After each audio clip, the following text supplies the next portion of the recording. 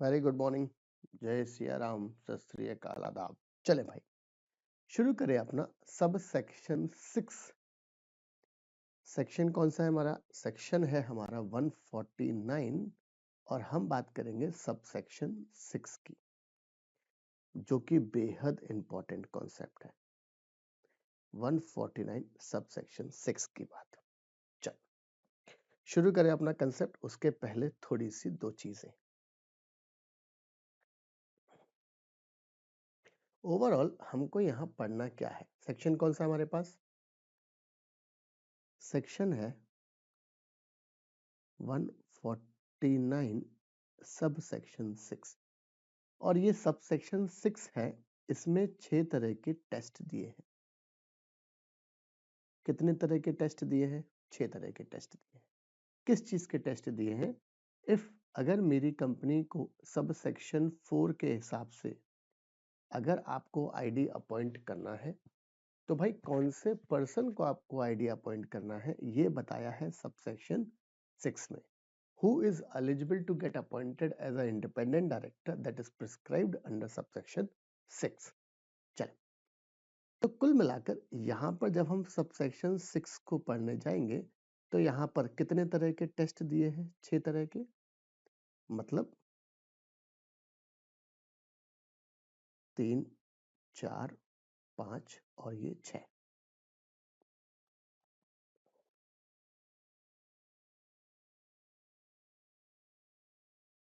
Correct.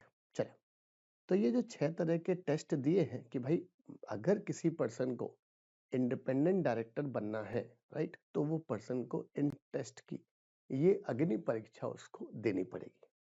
तो कुल मिलाकर अगर हम जाएं तो यहाँ पर क्या है, 1 पॉइंट आपको ए मिलेगा, 1 पॉइंट आपको बी मिलेगा, राइट, 1 पॉइंट आपको सी मिलेगा, 1 आपको डी मिलेगा, ई मिलेगा एंड एफ मिलेगा। हम बात करें इम्पोर्टेंस के एंगल से या थोड़ा सा टेक्निकल के एंगल से कि भाई कौन सा वाला ज्यादा टेक्निकल है या फिर किस पर हमको ज्यादा ध्यान रखना है, वो बात करें। एज सच अगर देखा जाए तो पॉइंट नंबर ए बिल्कुल सिंपल है, पॉइंट नंबर एफ बिल्कुल सिंपल है। इन दोनों पॉइंट्स में से एग्जाम में कभी भी नहीं आएगा। बहुत ही सिंपल है, एक एक लाइन का कंसेप्ट है मात्र। पॉइंट नंबर बी भी इतना ज्यादा टेक्निकल नहीं है। पॉइंट नंबर सी, बट जो पॉइंट नंबर आपका डी है एंड पॉइंट नंबर ई है ये ज्यादा टेक्निकल है। क्यों? पॉइंट नंबर डी में आपको 3 तरह के पॉइंट्स मिलेंगे और पॉइंट नंबर ई में आपको 4 तरीके के पॉइंट्स मिलेंगे, राइट। ये 3 तरह के डिफरेंट पॉइंट्स हैं, ये 4 तरीके के डिफरेंट पॉइंट्स हैं कि भाई ये वाला कंसेप्ट कब कब लगने वाला है, तब आपको वो वाले पॉइंट्स वहां पर मिलने वाले हैं। चलिए शुरू करें अपना कंसेप्ट हम बहुत ध्यान से। सबसेक्शन कौन सा है यार? सबसेक्शन 6 है। क्या बोल रहा है कंसेप्ट? वो इंपॉर्टेंट है हमारे पास। ये बोल रहा है कि भाई आपको इंडिपेंडेंट डायरेक्टर अपॉइंट करना है। क्या अपॉइंट करना है आपको? इंडिपेंडेंट डायरेक्टर सबसेक्शन 6 में। तो लॉ ने बोला an independent director in relation to a company.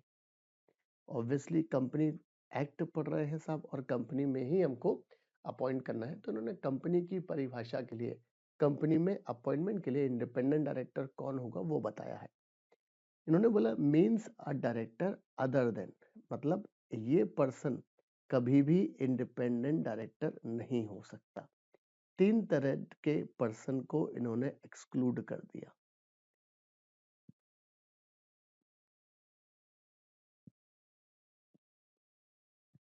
तीन तरह के पर्सन को इन्होंने क्या कर दिया है?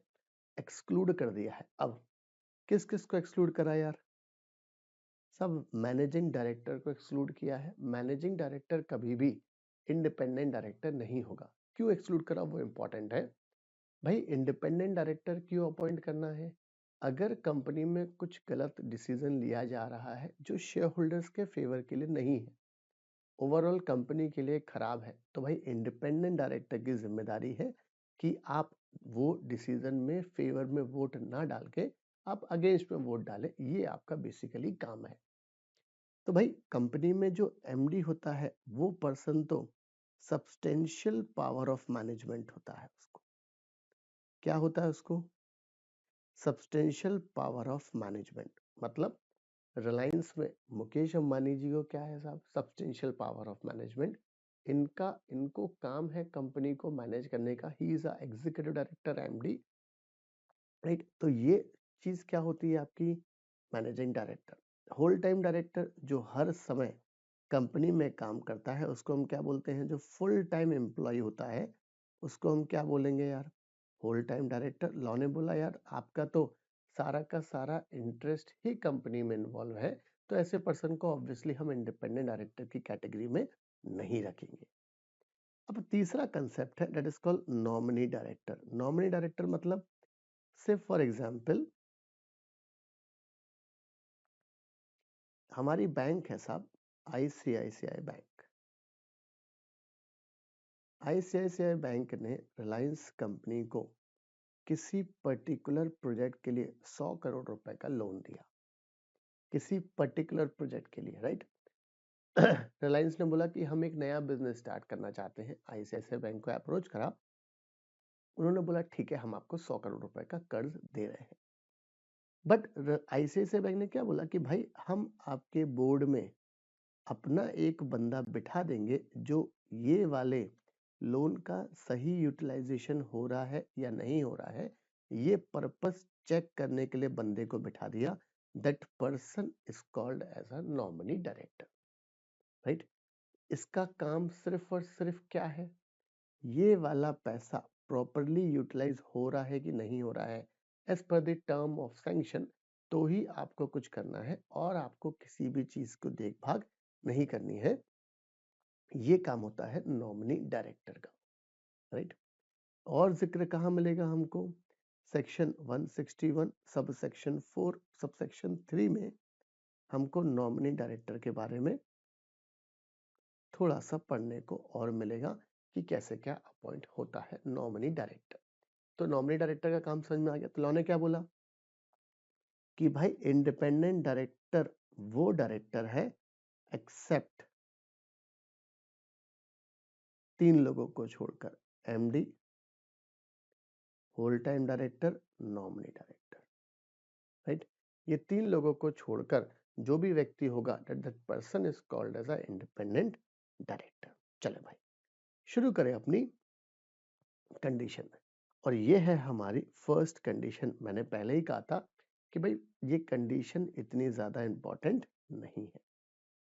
क्या बोल रहा है वो, लॉ ने बोला आप उस व्यक्ति को इंडिपेंडेंट डायरेक्टर बनाने जा रहे हो जो किसकी ओपिनियन में, बोर्ड की ओपिनियन में पर्सन ऑफ इंटीग्रिटी हो, पजेस रेलिवेंट एक्सपर्टाइज और एक्सपीरियंस हो।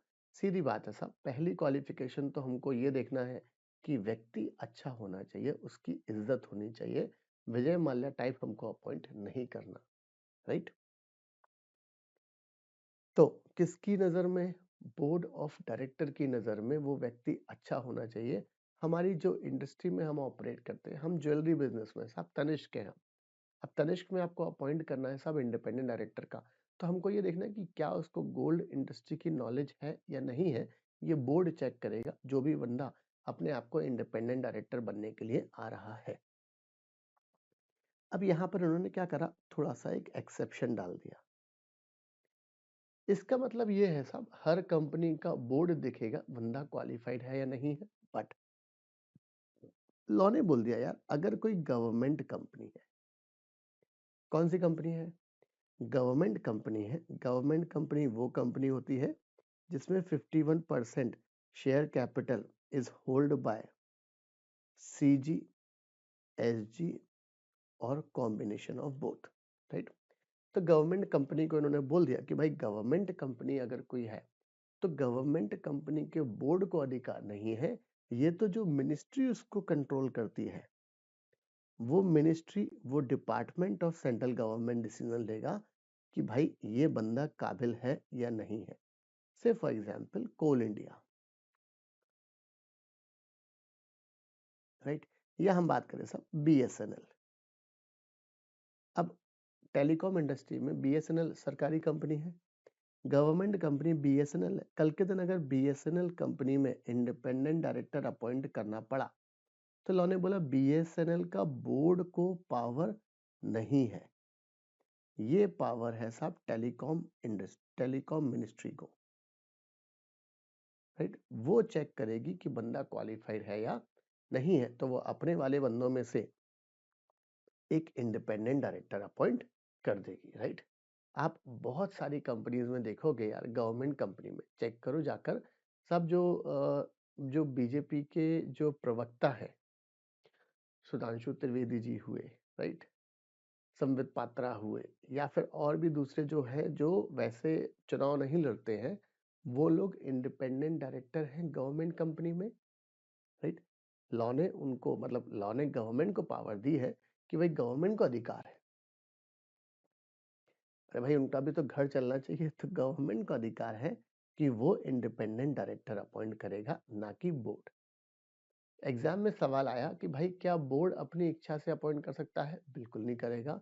वो तो सिर्फ और सिर्फ मिनिस्ट्री जो है, जो उस पर्टिकुलर कंपनी को डील करती है, वो मिनिस्ट्री को ही पावर है, राइट। चल, चाहे वो which is administered in charge of the company as the case may be the state government shall be substituted, मतलब सेंट्रल गवर्नमेंट है, अगर कोई कंपनी से फॉर एग्जांपल यूपी वाली कंपनी है, यूपी में कोई गवर्नमेंट कंपनी है, यूपी गवर्नमेंट की कोई कंपनी है, तो भाई वहां पर यूपी गवर्नमेंट को अधिकार है कि वो नॉमिनेट कर सकता है इंडिपेंडेंट डायरेक्टर किसी पर्सन को। चल, ये तो हो गया सब सेक्शन 6 क्लॉज ए। मैंने कहा था साहब क्लॉज ए ज्यादा काम का नहीं है। आगे चले, अब क्लॉज बी क्या बोलता है? क्लॉज बी में आपको दो तरीके के अलग अलग पॉइंट्स दिए हैं। क्या बोल रहा है वो? जो भी पर्सन को आप इंडिपेंडेंट डायरेक्टर बनाना चाहते हैं किसी कंपनी में, से फॉर एग्जांपल रिलायंस कंपनी में हम इंडिपेंडेंट डायरेक्टर अपॉइंट करना चाहते हैं। फिर से बोल रहा हूँ साहब, इंडिपेंडेंट डायरेक्टर वो व्यक्ति होता है जो कंपनी में एक्टिवली इन्वॉल्व नहीं होता है डे टू डे वर्किंग में, वो तो सिर्फ शेयर होल्डर के हितों की रक्षा करने के लिए आपने इंडिपेंडेंट डायरेक्टर, नाम ही है यार ऐसा डायरेक्टर जो इंडिपेंडेंट है, जिसका कोई पिक्यूनरी इंटरेस्ट नहीं है, राइट। चल, तो उन्होंने क्या बोला? वो व्यक्ति हु इज और वॉज नॉट अ प्रमोटर, वो व्यक्ति उस कंपनी का प्रमोटर नहीं होना चाहिए। भाई प्रमोटर की डेफिनेशन कहाँ दी है? सेक्शन 2 क्लॉज 69 में, राइट। प्रमोटर की डेफिनेशन कहाँ दी है साहब? सेक्शन 2 क्लॉज 69 में। और प्रमोटर मतलब वो नहीं होता है जिसने कंपनी को जन्म दिया है या जिसने कंपनी को बनाने की प्रक्रिया करी है, उस व्यक्ति को प्रमोटर बोलेंगे, ऐसा नहीं है। सेक्शन 2 क्लॉज 69 में साफ साफ बोला गया है, जो व्यक्ति ने प्रोस्पेक्टस पे साइन किया उसको भी हमने प्रमोटर बोला, जो व्यक्ति एनुअल रिटर्न पे साइन कर रहा है उसको भी प्रमोटर बोलते हैं, या जिस पर्सन की बात पर मेरा बोर्ड काम करता है, अकस्टम टू एक्ट, वो पर्सन को भी हम प्रमोटर बोलते हैं, राइट। तो कुल मिलाकर सब प्रमोटर की डेफिनेशन सेक्शन 2 क्लॉज 69 में दी गई है। तो हम ये ना समझे कि भाई प्रमोटर मतलब the person one who promotes the company is called the promoter of the company ना, हम जन्मदाता की बात नहीं करेंगे, हम तो सब अपना लीगली बात करेंगे। तो सेक्शन 2 क्लॉज 69 में प्रमोटर की डेफिनेशन है, और वहां पर डेफिनेशन में क्या लिखा है? वो पर्सन, कोई पर्सन जो प्रोस्पेक्टस पर साइन करता है, सब मेरी कंपनी फंड रेजिंग करने वाली है, तो मिस्टर ए ने साइन करे हैं, तो वो ए को आप अपनी कंपनी में इंडिपेंडेंट डायरेक्टर नहीं बना सकते due to this point, right. किसी पर्सन ने एनुअल रिटर्न साइन करा है साहब, वो व्यक्ति भी क्या नहीं बनेगा? इंडिपेंडेंट डायरेक्टर नहीं बनेगा, या कस्टम टू एक्ट वाला कंसेप्ट है तो भी नहीं होगा। आगे, अच्छा, अब महत्वपूर्ण चीज क्या बोल रहा है वो? हु इज और was not a promoter of the company. आप रिलायंस में अपॉइंट करने जा रहे हो, तो लॉ ने बोला रिलायंस के प्रमोटर नहीं थे, ना है, अरे भाई ये तो छोड़ो, रिलायंस की कोई अगर होल्डिंग कंपनी है उसमें भी आप प्रमोटर ना तो थे ना है अभी। रिलायंस की कोई सब्सिडरी कंपनी है उसमें भी आप ना तो आप प्रमोटर हैं और ना थे। रिलायंस की कोई एसोसिएट कंपनी है। अरे भाई होल्डिंग कंपनी का जिक्र कहाँ लिखा है? सेक्शन 2 क्लॉज 46 में, राइट? सेक्शन 2 क्लॉज 46 में होल्डिंग कंपनी का जिक्र है। ठीक है, तो ये हमारे पास ये है सब्सिडी कंपनी 2 क्लॉज 87 में सब्सिडी कंपनी का जिक्र है कि भाई सब्सिडी कंपनी क्या होती है।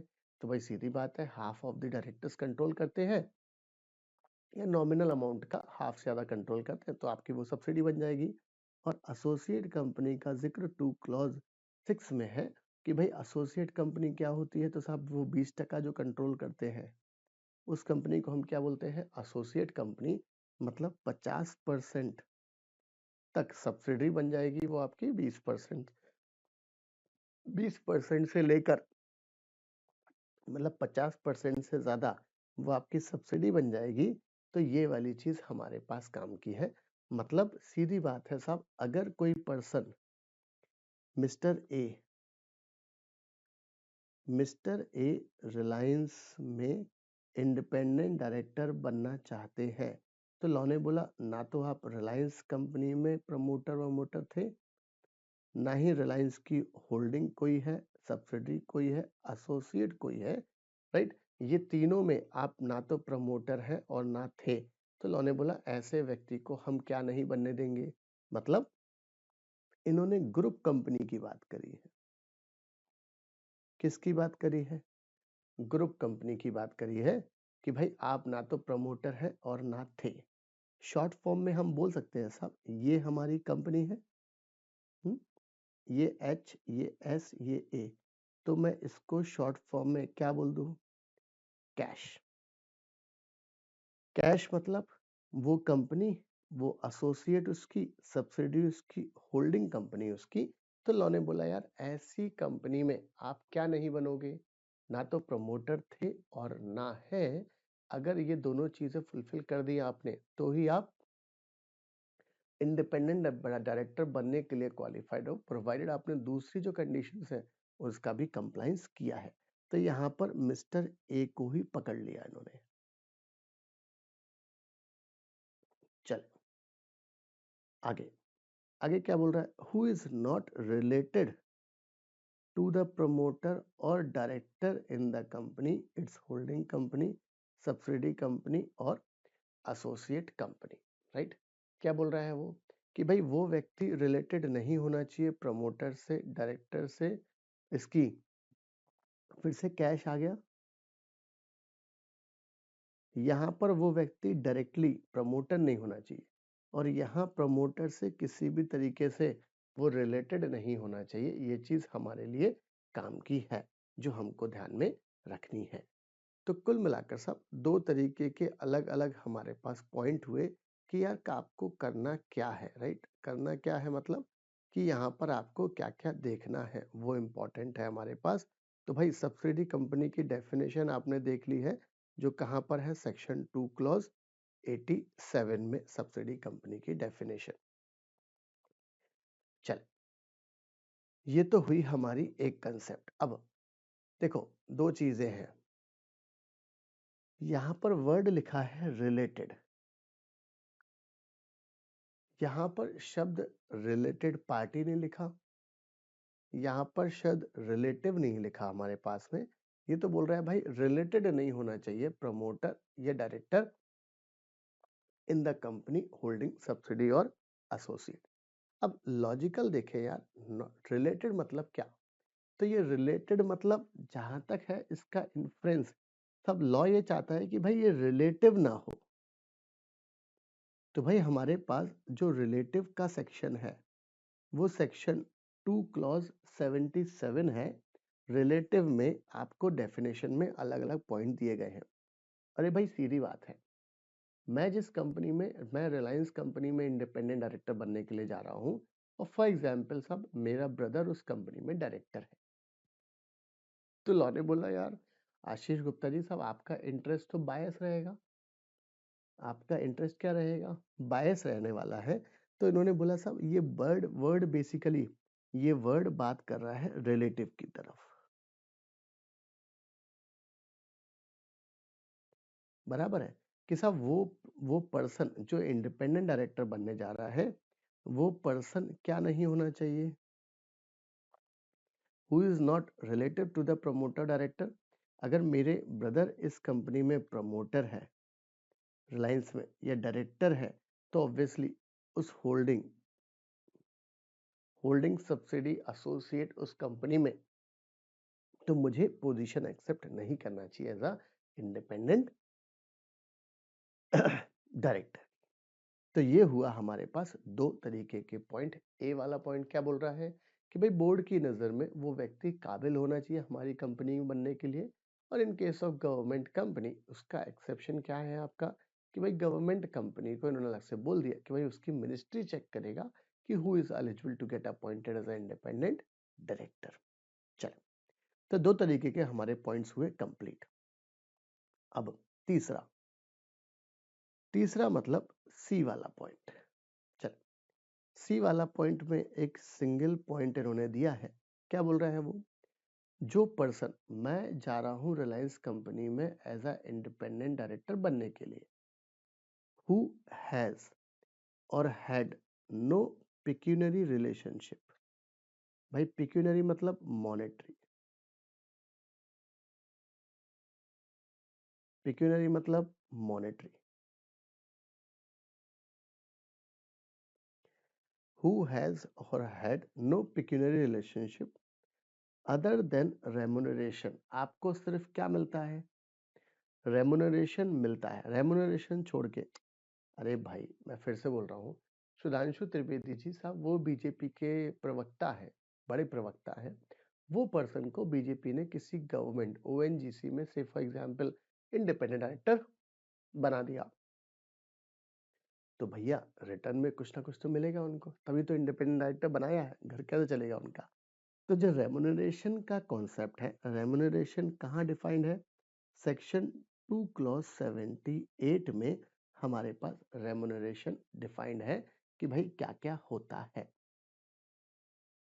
अब रेमुनरेशन मतलब, तो इन्होंने बोला साहब कोई भी तरीके का आपने पैसा दिया हो, मतलब मनी दी हो, राइट, आपने ऐसा कुछ उस पर्सन, अपनी सेवाएं दी उसने एज ए इंडिपेंडेंट डायरेक्टर वाली, आपने उसको दिया हो, प्लस इसमें परक्यूजिट्स भी आते हैं जो इनकम टैक्स एक्ट में डिफाइंड है। साहब बेनिफिट कोई दे रहा है, आपने उनका साहब वो गाड़ी का भत्ता दिया है साहब, घर का बिजली का कनेक्शन फ्री दे दिया, वो सब जमाने भर के परक्यूजिट्स अलाउंसेस वगैरह दे रहे हैं आप। तो लॉ ने बोला जो परक्यूजिट जो इनकम टैक्स एक्ट में डिफाइंड है वो भी आएंगे, अगर वो भी दिए तो इसको हम पिक्यूनरी रिलेशनशिप नहीं मानते हैं, राइट। जो आपने फ्री में दिया है डायरेक्ट इंडिपेंडेंट डायरेक्टर को एंजॉय करने के लिए परक्यूजिट्स वगैरह, उसको हम क्या नहीं मानेंगे, उसको हम रेमुनरेशन का पार्ट, मतलब उसको रेमुनरेशन का पार्ट मानेंगे, उसको पिक्यूनरी रिलेशनशिप नहीं मानेंगे। चल, other than remuneration as such director और हैविंग, अच्छा ये तो बोल दिया रेमुनरेशन, या फिर वो पर्सन का रिलायंस कंपनी के साथ में लॉ ने एक पिक्यूनरी रिलेशन के लिए एक लिमिट डिफाइन कर दी है, having a transaction not exceeding 10% of his total income,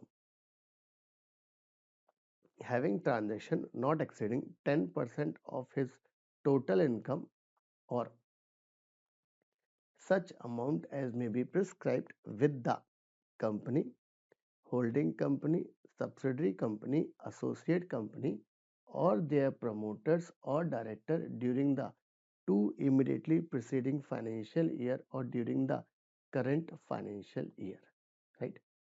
अब इन्होंने क्या बोल दिया, इन्होंने ये बोल दिया कि भाई जिस भी पर्सन को आप इंडिपेंडेंट डायरेक्टर बनाना जा रहे हैं किसी कंपनी में, राइट, तो लॉ ने बोला एक चीज ध्यान रखना, सब पहली बात तो ये पर्सन का कोई पिक्यूनरी इंटरेस्ट नहीं होना चाहिए, क्या ले सकता है? रेम्युनरेशन ले सकता है। रेम्युनरेशन कहाँ डिफाइंड है? टू क्लॉज 78 में। आगे चले, आगे लॉ ने बोला है कि भाई आपको ये तो चीज ध्यान रखना ही है प्लस, बट इन्होंने क्या करा, पिक्यूनरी इंटरेस्ट की थोड़ी सी एक लिमिट बता दी है। लिमिट क्या बता दी है कि भाई देखो यार, एक सर्टेन लिमिट तक अगर ट्रांजेक्शन किया गया है उस कंपनी के साथ में तो कोई दिक्कत नहीं है। और वो लिमिट क्या है? सिर्फ फॉर एग्जाम्पल साहब, आप चाह रहे हैं कि यार त्रिवेदी जी को, सुधांशु त्रिवेदी जी को हम कोल इंडिया में एज अ इंडिपेंडेंट डायरेक्टर बनाए। तो लॉ ने बोला एक काम करो यार, पहली बात तो इनका कोई पिक्यूनरी इंटरेस्ट नहीं होना चाहिए, सिर्फ क्या मिलेगा, what he is eligible to get, remuneration. एक चीज, दूसरी बात, ये जो त्रिवेदी जी है सब, त्रिवेदी जी की सब फॉर एग्जाम्पल इनकी टोटल इनकम 20 लाख है मान के चलो, इनकी टोटल इनकम कितनी है साहब? 20 लाख रुपया। 20 लाख रुपए का निकालो आप 10%, कितना percent? 10%। It comes to 2 lakh rupees. Law ने क्या बोला साहब, सुधांशु त्रिवेदी जी का इस कंपनी के साथ में पिक्यूनरी ट्रांजैक्शन हो सकता है अप टू 2 लाख रुपीस का, दैट इज अलाउड। याद रखना 2 लाख रुपए तक का अलाउड है। कितने तक का अलाउड है?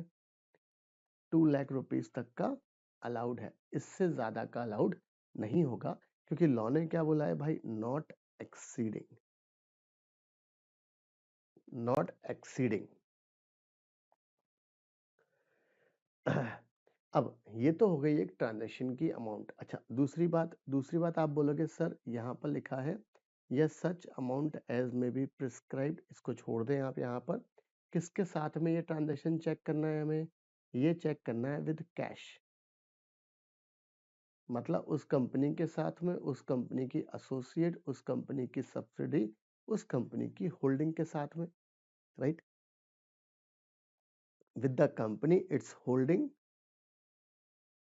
its subsidiary, its associate, or their promoter or director during the 2 immediately preceding financial year या current financial year, मतलब 2+1, 3 साल में आपको चेक करना है कि भाई ये ट्रांजैक्शन आपका ये हुआ तो नहीं है एक्सीड, ये आपको चेक करना है। याद रखना, ये आपको लिमिट जो चेक करना है, that limit you need to check with the company wise. 2 lakh इसमें, 2 लाख का इसमें, 2 लाख का इसमें, 2 लाख का इसमें, राइट? ये चीज इंपॉर्टेंट है। अगर इससे ज्यादा हुआ तो वो व्यक्ति आपकी कंपनी में इंडिपेंडेंट डायरेक्टर नहीं बन पाएगा। ये चीज हमारे काम की है।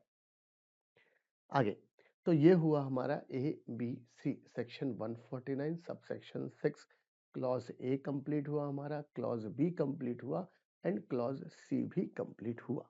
अब डी वाला थोड़ा सा टेक्निकल है। अच्छा, डी वाला सिर्फ और सिर्फ उस पर्सन के रिलेटिव्स की बात करता है, मतलब सुधांशु त्रिवेदी जी के रिलेटिव्स की बात करता है। कौन सा वाला पॉइंट? डी वाला पॉइंट। क्या बोल रहा है वो?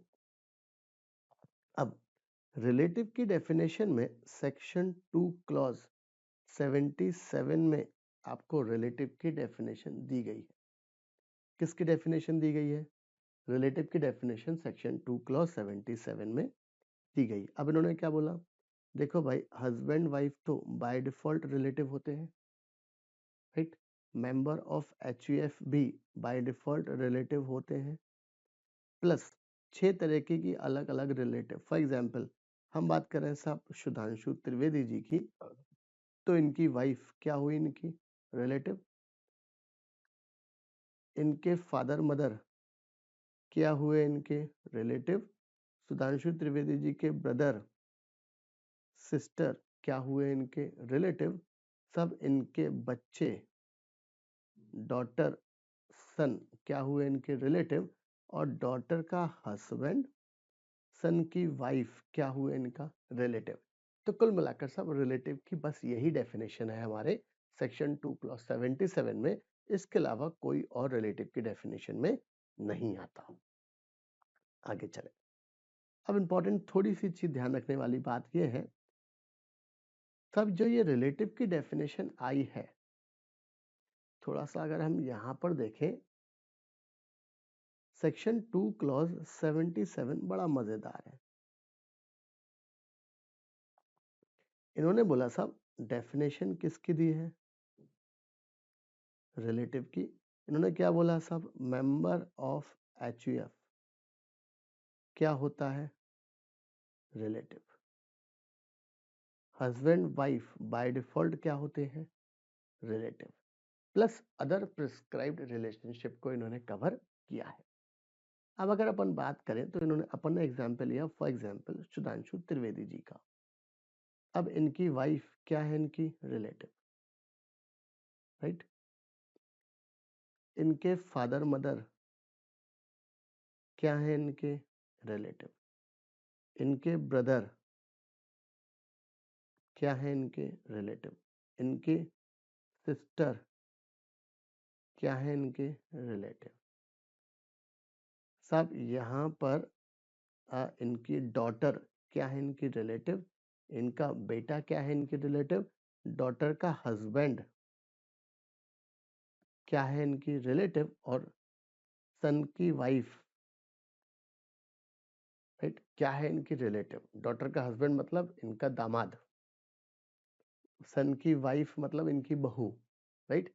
ये इनके क्या है, रिलेटिव। बहुत प्यारी चीज है यार, कंपनीज एक्ट जो बनाया है ना, बहुत प्यारा बनाया है। देखो ध्यान से, कंपनीज एक्ट आया साहब कांग्रेस के टाइम पर, 2013 में कांग्रेस की गवर्नमेंट थी। किसकी गवर्नमेंट थी, कांग्रेस की गवर्नमेंट थी। अब ये कांग्रेस की गवर्नमेंट आई तो सब, अब देखो बहुत ध्यान से, एक माइन्यूट सी चीज है, सुधांशु त्रिवेदी जी की बहन तो इनकी रिलेटिव है, भाई तो इनका रिलेटिव है, बट इनके जो जीजाजी हैं, मतलब सिस्टर का जो हस्बैंड है, वो रिलेटिव नहीं है। ब्रदर की जो वाइफ है, मतलब सुधांशु त्रिवेदी जी की भाभी, वो रिलेटिव नहीं है। सुधांशु त्रिवेदी जी के जीजाजी, वो रिलेटिव नहीं है। मतलब मेरे ख्याल से आप लिंक कर पा रहे हो, अगर सुधांशु त्रिवेदी जी की जगह हम सब राहुल गांधी को रख दें और फिर आप इसको देखें, तो राहुल गांधी के जीजाजी इनके रिलेटिव नहीं है। As per companies act section 2 clause 77, मेरे ख्याल से बात क्लियर हो रही है दिमाग में, राइट। अगर रिलेटिव नहीं है तो बहुत सारे प्रोविजंस आपके ऊपर यूं ही आप रॉबर्ट वाड्रा जी साहब वैसे ही निकल जाएंगे। बट 2013 के बाद साहब गवर्नमेंट आई किसकी, बीजेपी की। उन्होंने वो उनको भी पता है भाई, अरुण जेटली साहब को भी पता था कि यार ऐसी ऐसी डेफिनेशन बनाई गई है। उन्होंने भी कुछ नहीं करा। कुल मिला के सब मिले हुए हैं, सब यही चलता है, कंसेप्ट यही चलता है। इन्होंने भी आज तक सब जीजा जी को और भाभी को रिलेटिव की डेफिनेशन में काउंट नहीं किया है। तो सब ये रिलेटिव की, ये बहुत बड़ी चीज है,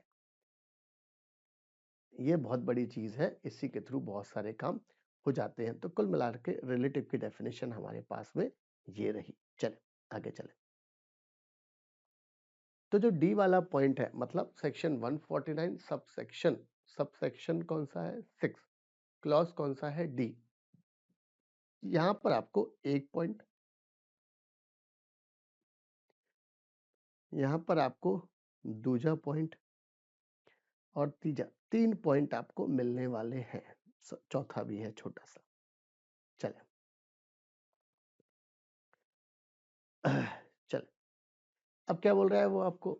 तो फर्स्ट पॉइंट में वो बात कर रहा है कि भाई, अच्छा, यहाँ पर हम सुधांशु त्रिवेदी जी की बात नहीं करेंगे, अपन सिर्फ और सिर्फ उनके रिलेटिव की बात करेंगे। पॉइंट नंबर डी में क्या बोल रहा है, सब relative, none of whose relative is holding any security of or interest in the cash. मतलब सुधांशु त्रिवेदी जी वो जा रहे हैं कंपनी में इंडिपेंडेंट डायरेक्टर बनने के लिए। लॉ ने बोला उनका जो रिलेटिव है, एज पर सेक्शन 2 क्लॉज 77, उनके पास कोई भी कंपनी के शेयर्स वगैरह सिक्योरिटीज नहीं होना चाहिए। और भाई ये securities section 2 clause H of SCRA Act 1956 sir उठ कर आया है। मतलब सिर्फ हम इक्विटी शेयर्स की बात नहीं करेंगे साहब, सिक्योरिटीज में तो तमाम तरीके की चीजें शामिल की गई हैं, वो चीज हमारे काम की है, राइट। सिक्योरिटीज का वर्ड वहीं पर डिफाइंड है। तो लॉ ने बोला साहब आप उस होल्डिंग में, एसोसिएट में, सब्सिडरी में या उस पर्टिकुलर कंपनी में पिछले 2 साल में during the two immediately preceding और करंट, मतलब 2+1 ये हो गया, राइट। तो पिछले मतलब करेंट्स मिलाकर पिछले 2 साल में, टोटल 3 साल में आपके रिलेटिव ने कुछ भी कैश में, कैश इन द सेंस मतलब उस कंपनी में, उसकी एसोसिएट में, उसकी सब्सिडी में, उसकी होल्डिंग में कोई भी एक्विजिशन नहीं होना चाहिए, फर्स्ट पॉइंट। बट नीचे इन्होंने एक प्रोवाइजो डाल के थोड़ी सी रिलैक्सेशन दे दी है। क्या दे दी है साहब?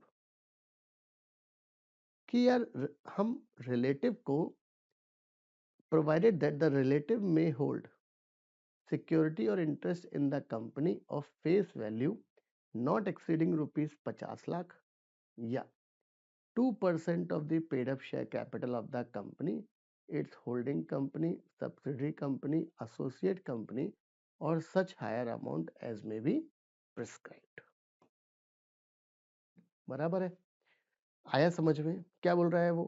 Provided that the relative may hold security or interest in the company of face value not exceeding 50 lakh रुपए। बराबर है? सब कंपनी में बात करें तो साहब उन्होंने क्या बोला है कि भाई 50 लाख रुपए तक या 2% of the paid up share capital of the company या होल्डिंग कंपनी या सब्सिडी कंपनी या एसोसिएट कंपनी और सच higher amount as may be prescribed. भाई ये अभी तक प्रिस्क्राइब्ड नहीं है, ये सिर्फ वर्ड ऐसा ही यहाँ पर लिखा है, राइट।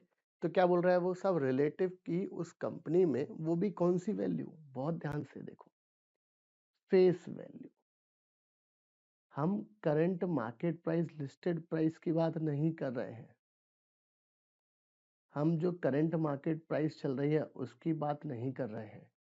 आप फेस वैल्यू के बराबर 50 लाख रुपए तक के सिक्योरिटीज होल्ड कर सकते हैं उस पर्टिकुलर कंपनी में, या 2% of the paid up share capital, या उस कंपनी की जो भी, ये हो गया कैश वाला कंसेप्ट। किसका कंसेप्ट हो गया? कैश वाला कंसेप्ट। कि भाई 2% of the paid up capital of the company, its holding company, subsidy company या फिर एसोसिएट कंपनी की बात कर दी है इन्होंने, राइट। ये चीज काम की है, मेरे ख्याल से कंसेप्ट समझ में आ रहा है, क्योंकि ये चीज बड़े काम की चीज है भाई,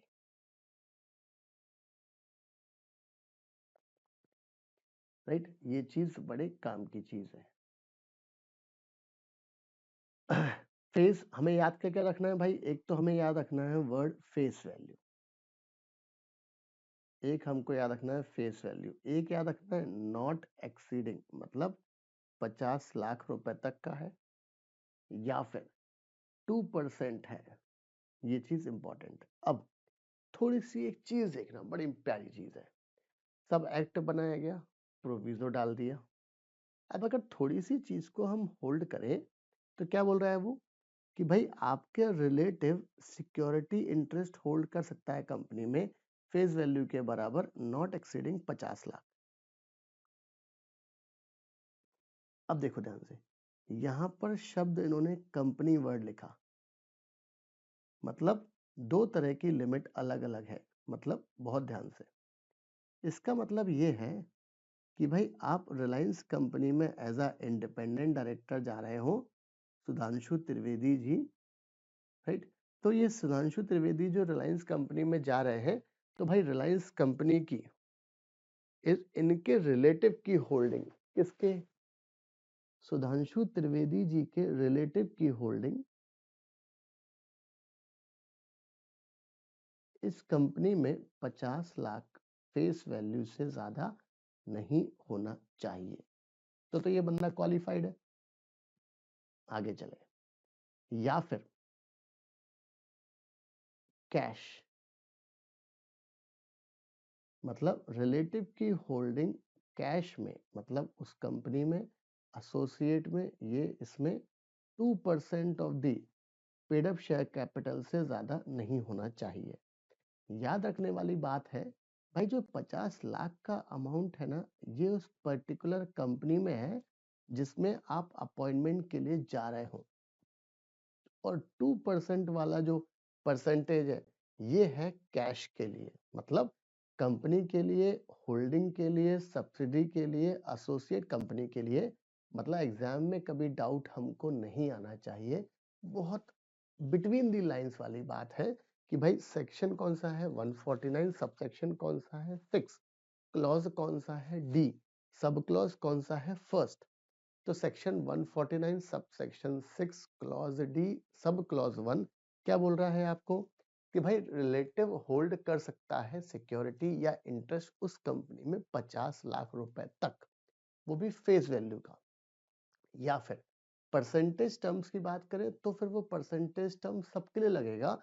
कितना कितना लगेगा सब? 2% of the paid up share capital. और कौन सी कैपिटल दी है सब? पेड अप शेयर कैपिटल का, होल्डिंग का, एसोसिएट का, सब्सिडरी का, ये चीज हमारे पास में है। इतना होल्ड कर सकते हैं आप, राइट। चल आगे चले। या फिर जो भी सुधांशु त्रिवेदी जी का रिलेटिव है, इज वो relative indebted to the company, उस रिलेटिव को कंपनी के पैसे देने हैं, उसकी होल्डिंग कंपनी के, सब्सिडी के, एसोसिएट के, मतलब कैश, और देयर प्रमोटर के पैसे देने हैं, डियर डायरेक्टर, मतलब इनके प्रमोटर, इनके डायरेक्टर के पैसे देने हैं। In excess of such amount as may be prescribed, सब ये प्रिस्क्राइब्ड आपको यहाँ पर अमाउंट दिया गया है। कब देने हैं आपको पैसे? ये during the immediately two preceding financial years या during the current financial years, right. तो यहाँ पर अलग से अमाउंट दिया गया है। चल और अमाउंट कितना है भाई? 50 लाख रुपए। जो इंडेप्टनेस है वो कितने तक है आपका? 50 लाख 1 रुपया हुआ तो डिस्क्वालीफाई हो जाएंगे सुधांशु त्रिवेदी जी। 50 लाख रुपए तक है सब, ये बात यहाँ पर की गई है। चले, ये थर्ड पॉइंट क्या बोल रहा है? Section 149 sub section 6 clause, clause कौन सा है? डी, और सब क्लॉज कौन सा है? थर्ड। या फिर इनके रिलेटिव ने, त्रिवेदी जी के रिलेटिव ने कोई गारंटी दी है या provided any security in connection with the indebtedness of any third person. बहुत बढ़िया। सुधांशु जी जो इंडिपेंडेंट डायरेक्टर बनने वाले हैं, यहाँ हम रिलेटिव की बात कर रहे हैं, और रिलेटिव ने किसी थर्ड पार्टी के रिस्पेक्ट में कोई गारंटी दी है, कोई सिक्योरिटी दी है। ये थर्ड पार्टी की इंडेप्टनेस है कैश में, मतलब उस कंपनी में, उसकी एसोसिएट में, उसकी सब्सिडी में, उसकी होल्डिंग में, या उसके प्रमोटर की या उसके डायरेक्टर की पिछले 2 साल में या करंट फाइनेंशियल ईयर में अमाउंट वही आएगा। जो ये इंडेप्टनेस है वो कितने की है साहब? 50 लाख या उससे 50 लाख से ज्यादा नहीं होना चाहिए, वरना ये थर्ड पार्टी को जो गारंटी वारंटी दी है ना इन्होंने कैश के लिए, उसके चक्कर में त्रिवेदी जी इंडिपेंडेंट डायरेक्टर नहीं बन पाएंगे। चल, अब ये प्रिस्क्राइब्ड जो है वो है आपका रूल नंबर 5 में। कहाँ लिखा है भाई? Qualification independent director, and independent director shell possess appropriate skills, experience, knowledge in one or more field of finance, law, management, sales, marketing, administration, research, corporate governance, technical operations और other discipline related to the company business। ठीक है, बकवास point है, कोई काम करना सीधी बात है, दिमाग होना चाहिए। Second point, none of the relatives of independent director for the purpose of sub clause 2, देखो भाई, for the purpose of sub clause 2,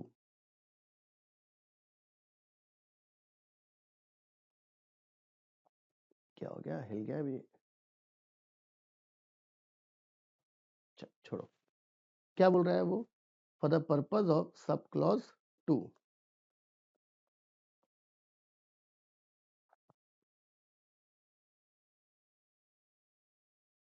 okay, has given a guarantee or provide any security is indebted to the company for the purpose of clause 2, वो अपन ने बात करी थी साहब।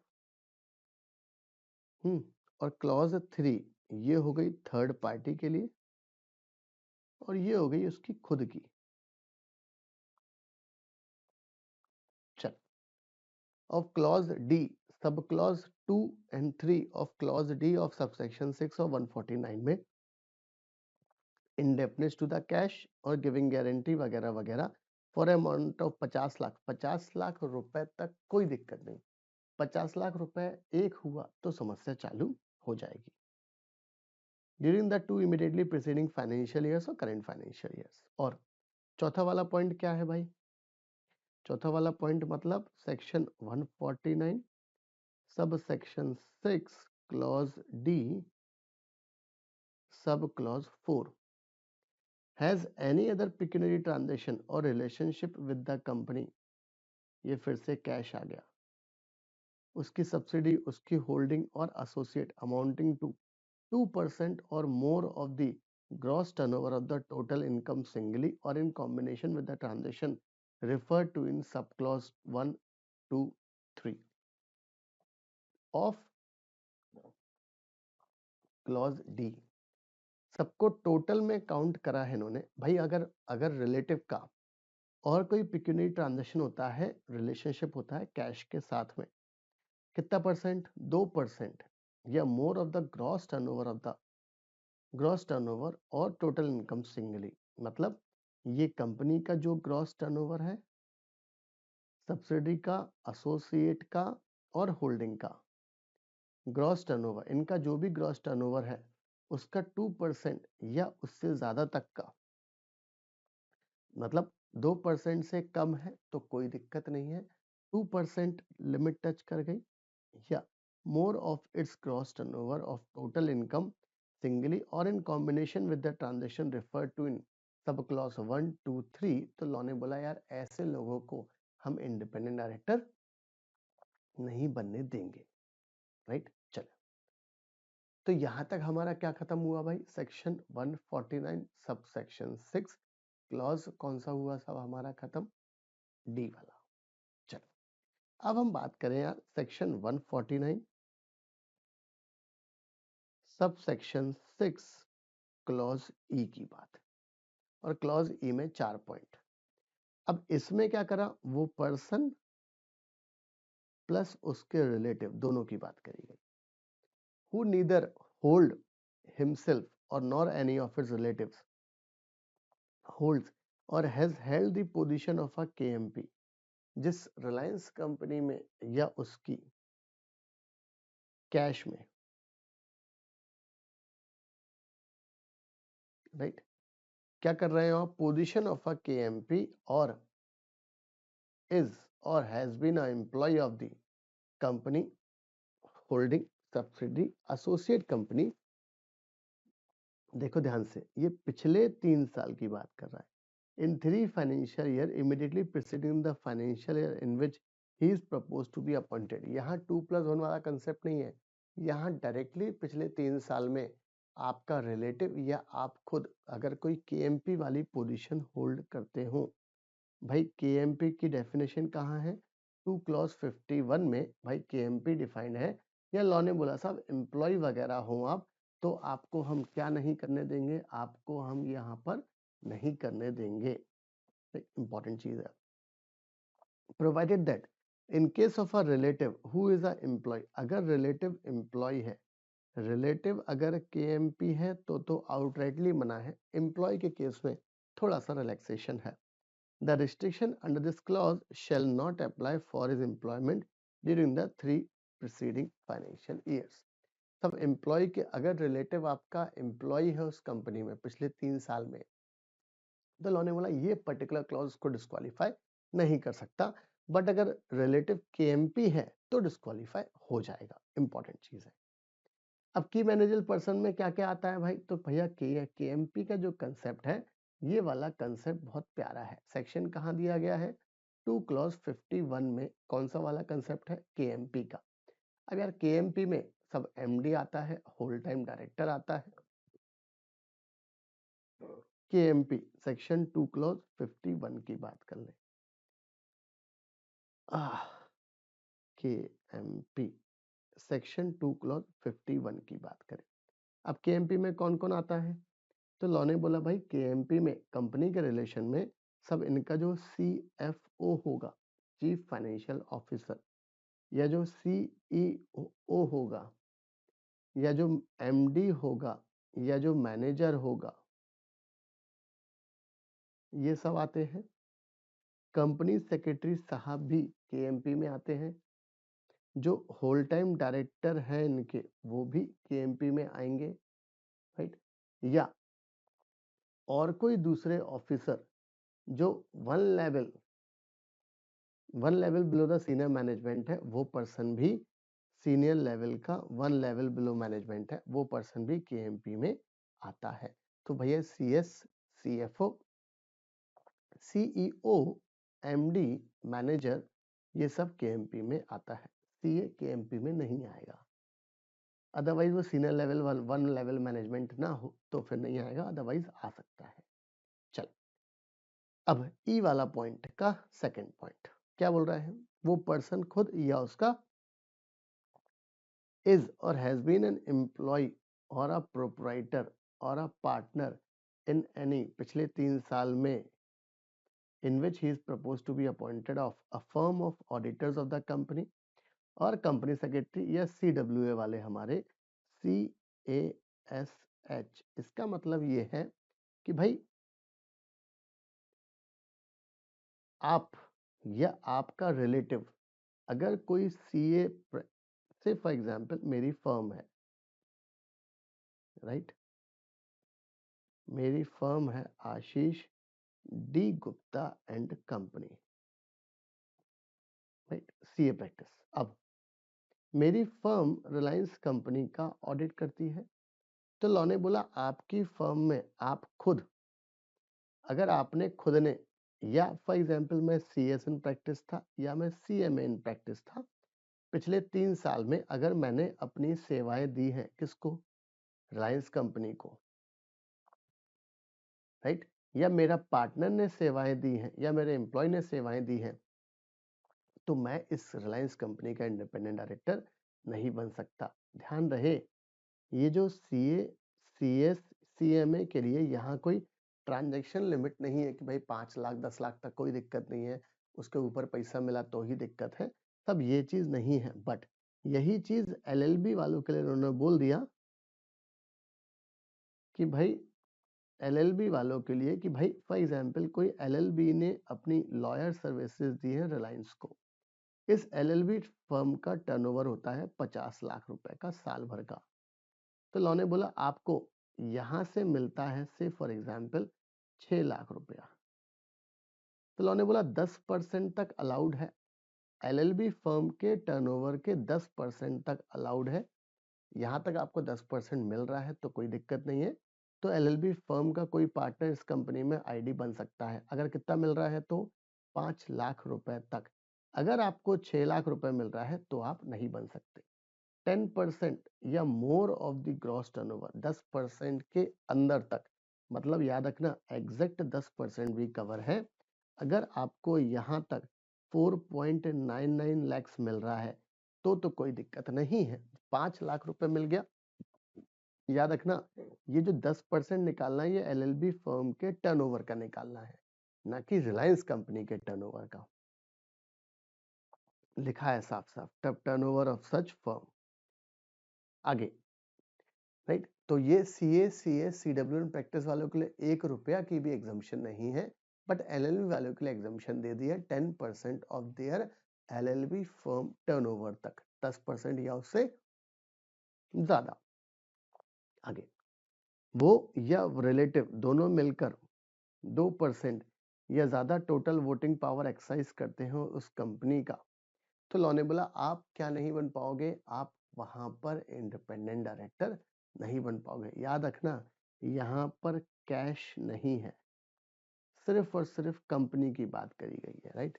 2% और more of the total voting power of the company, अगर आप या आपके रिलेटिव होल्ड करते हैं, दोनों मिलकर सब, जो सुधांशु त्रिवेदी जी हैं वो प्लस रिलेटिव ये होल्ड करते हैं 1%, रिलेटिव होल्ड करते हैं सब 1%, दोनों मिलकर होल्ड करते हैं 2%, लिमिट को टच कर गए तो सुधांशु त्रिवेदी जी इस कंपनी में क्या नहीं बन पाएंगे, इंडिपेंडेंट डायरेक्टर नहीं बन पाएंगे। याद रखना एग्जाम में वो आपको होल्डिंग सब्सिडी एसोसिएट लिखते हैं यहाँ पर, बट याद रखना सिर्फ और सिर्फ कंपनी का है। आगे चौथा clause, sub clause, is the chief executive or director by whatever name called of any NPO that receive 25% more of the receipts। अब ध्यान से, रिलायंस कंपनी है, दान पुण्य करते रहते हैं। फॉर एग्जाम्पल साहब ये एनजीओ को 10 लाख रुपए का दान मिलता है पूरे साल में।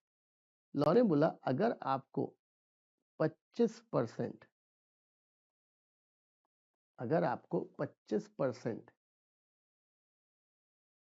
तक का दान मिला है, मतलब अगर आपको 2.5 लाख रुपए या इससे ज्यादा दान मिला है, तो ये एनजीओ का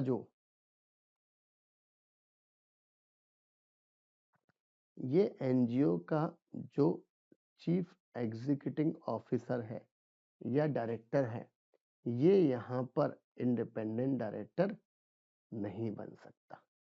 बनने के लिए 2.5 लाख से कम का दान मिले तो ही बन सकता है वो। इंपॉर्टेंट चीज है। अरे भाई लॉ ने बोला फिर क्या होगा यार, आपने साहब 8 लाख का दान दे दिया तो ये आप ही के बंदे हो गए, इंडिपेंडेंसी रही नहीं। Of any NPO organization that receives 25% or more of the receipts from the company, उसके प्रमोटर से, उसके डायरेक्टर से, उसकी होल्डिंग सब्सिडी एसोसिएट कंपनी, या that hold 2% or more of the total voting power of the company, या ये NGO वगैरह 2% hold करते हैं, तो लॉ ने बोला इस चक्कर में आपकी कंपनी का सीईओ, एनजीओ की कंपनी का सीईओ या डायरेक्टर क्या नहीं बन पाएगा, इसमें इंडिपेंडेंट डायरेक्टर नहीं बन सकता। ये चीज इंपॉर्टेंट है। और लास्ट पॉइंट मैंने पहले ही कहा था भाई, किसी काम का नहीं है। Who possess such other qualification, government चाहे तो आगे ये प्रिस्क्राइब्ड में कुछ डिफाइन कर सकती है, आज के दिन कुछ भी प्रिस्क्राइब्ड नहीं है। भविष्य के लिए उन्होंने अपने पास एक औजार रखा है कि भाई हम कभी कभी इस पे प्रिस्क्राइब कर सकते हैं। 40 MCQs लगभग ये आपका सेक्शन 149 सब सेक्शन 6 पर अवेलेबल है, वेबसाइट पर जाएं, वहां पर एक्सेस करें आराम से। और एमसीक्यू का टेस्ट की विशेषता क्या है, इंस्टेंट रिजल्ट, हाथों हाथ रिजल्ट लो भाई, कितने गलत करे कितने सही करे, पहले कंसेप्ट यहाँ से पढ़ो, सब सेक्शन 6 को पूरा खत्म करके वेबसाइट पर जाओ और वहां पर जाकर एमसीक्यू का टेस्ट दो, हाथों हाथ रिजल्ट लो कि भाई आपका कितना क्या आया है। तो ओवरऑल ये हमारे पास कंसेप्ट है, कौन सा वाला यार, ये हमारे पास कंसेप्ट है सेक्शन 149 सब सेक्शन 6 वाला, राइट। ये चीज इंपॉर्टेंट है, ये पॉइंट किसी काम का नहीं है, ये पॉइंट किसी काम का नहीं है। यहाँ पर क्या बोल रहा था, वो पंथन खुद नहीं होना चाहिए, यहाँ पर रिलेटेड नहीं होना चाहिए, वो वाली चीज थी। यहाँ पर डी वाला पॉइंट विशेष था, ये वाला पॉइंट सिर्फ और सिर्फ रिलेटिव्स के लिए था, और ये वाला पॉइंट में वो सुधांशु त्रिवेदी प्लस रिलेटिव दोनों कवर थे। ये चीज हमको ध्यान में रखनी है। तो इसी के साथ में ये आपका खत्म होता है सेक्शन 149 सब सेक्शन 6। याद रखना साहब, एक बार लाइक कमेंट जरूर कर दें अगर आपको ये कंटेंट पसंद आ रहा है इन डिटेल में, राइट। चलो मिलते हैं अगले सब सेक्शन के साथ। Thank you.